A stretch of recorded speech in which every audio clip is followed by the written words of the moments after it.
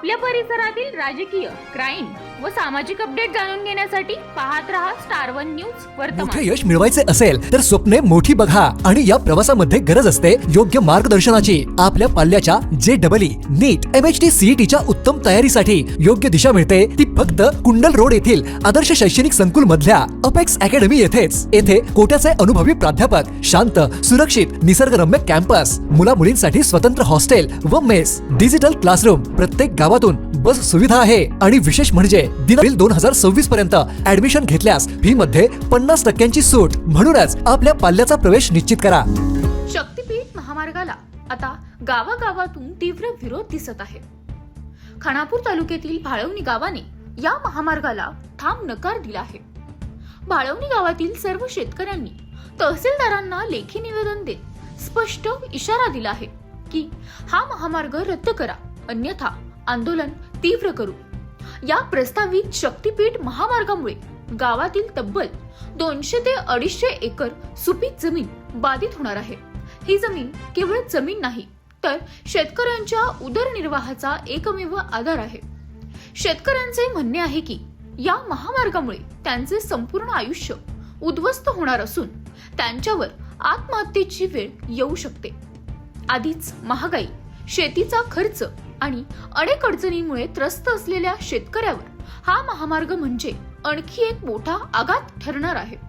एवढंच नाही तर काही शेतकऱ्यांच्या जमिनींसोबतच विहिरी, बोरवेल, घरे आणि शेतीचे साधन सामग्रीही बाधित होणार आहे, ज्यामुळे उरलेली शेती करणेही कठीण होणार आहे।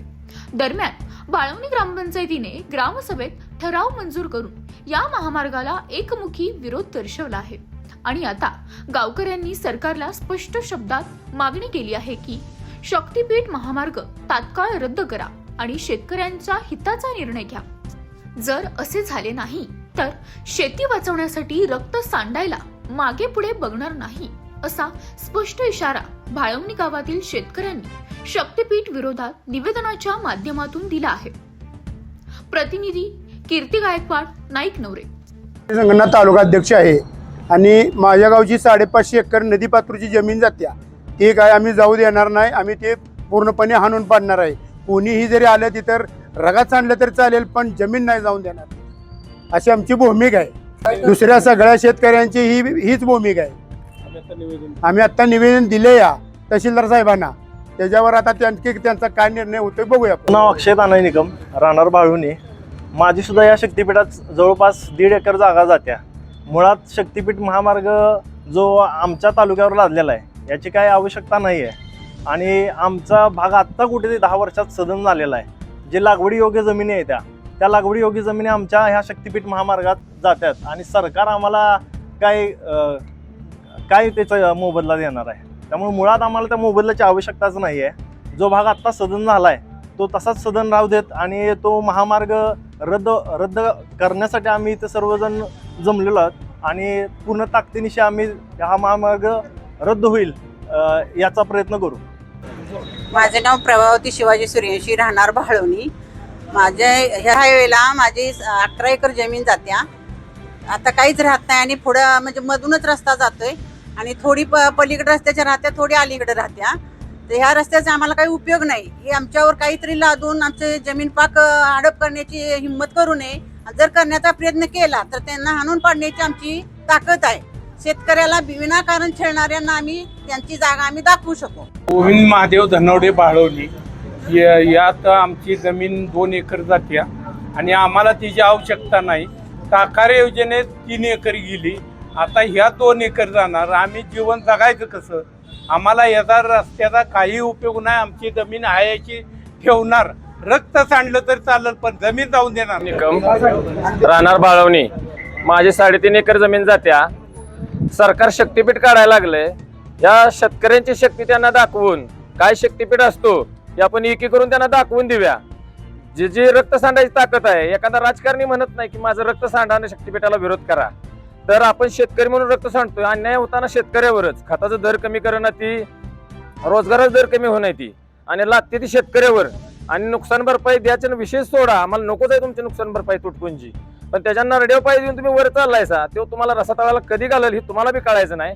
सरकारला ही विनंती आहे, शेतकऱ्याला सुखाने जगू द्या आणि तुम्ही पण त्या शेतकऱ्याच्या जीवावर जगा. आजपर्यंत जगत आलाय तर शेतकऱ्याच्या जीवावर जगा आणि शेतकऱ्याला सुखी कुटुंब जगू द्या, एवढी माझी विनंती आहे. आता सरकारनं जो शक्तीपीठ हा पाथरादेवी ते वर्धा हा नवीन मार्ग काढलेला आहे. खरं तर हा मार्ग ह्या भागावर लादलेला मार्ग आहे. याचा अगोदरचा मार्ग वेगळा होता, तिथल्या लोकांनी विरोध केला आणि तो विरोध परवडणार नाही म्हणून तिकडला रस्ता बंद करून हा खटाव, मान, खानापूर, कडेगाव, पलूस तालुक्यातून हा शक्तीपीठ जाणार आहे. हा या इथल्या शेतकऱ्यावर अन्याय करणारा मार्ग आहे. मुळात ह्या शक्तीपीठ मार्गाची गरजच नाही. नागपूर ते गोवा ऑलरेडी आत्ता एक रस्ता महाराष्ट्रात चालू आहे, त्या महाराष्ट्रावर पुरेशी वाहतूक नाही हे आता रिपोर्टिंग आहे. तरीसुद्धा दुसरा महामार्ग हा काढून शेतकऱ्यावर अन्याय केला जातो आहे. त्या रस्त्याचा प्रत्यक्ष त्या गावातील शेतकऱ्यांना काहीही उपयोग नाही, उलट गावाचं विभाजन होणार आहे, शेतकऱ्याचं नुकसान होणार आहे, शेतकऱ्यावर अन्याय होणार आहे. म्हणून हा अन्याय होऊ नये, शेतकऱ्यांना संघटित करून या महामार्गाला आम्ही विरोध करणार आहोत. हा महामार्ग होऊ नये अशा प्रकारचा आमचा प्रयत्न आहे. कारण या महामार्गाने कोणाचाही फायदा नाही. फायदा झाला तर होणारचा तर कुठल्याही तरी कॉन्ट्रॅक्टरचा आणि भांडवलाचा होईल, सामान्य माणसाचा होणार नाही. म्हणून याला विरोध आहे. पीठ महामार्गाची अधिसूचना निघाली त्यानंतर आम्ही एक पत्रकार परिषद घेऊन याला विरोध केलेला आहे. आपल्या तालुक्यातील माहुली, घाणवड, भाग्यनगर, त्याच पद्धतीनं भाळवणी या गावातल्या जमिनी जाते. कडेगाव तालुक्यातल्या नेवरी, आंबेगाव, वडे, रायबाग आणि पुन्हा वांगीच्या नदीकाठच्या पलीकडे असलेल्या जमिनीसुद्धा भाळवणीच्या जमिनी आहेत. या सर्व बागायत जमीन जाते. एकदा हा आपल्या तालुक्याच्या पूर्व बाजूने जाणारा रस्ता रद्द झालेला आहे. आता पुन्हा हा चांगल्या बागायत क्षेत्रामध्ये रस्ता घालायचा प्रयत्न सुरू झालेला आहे.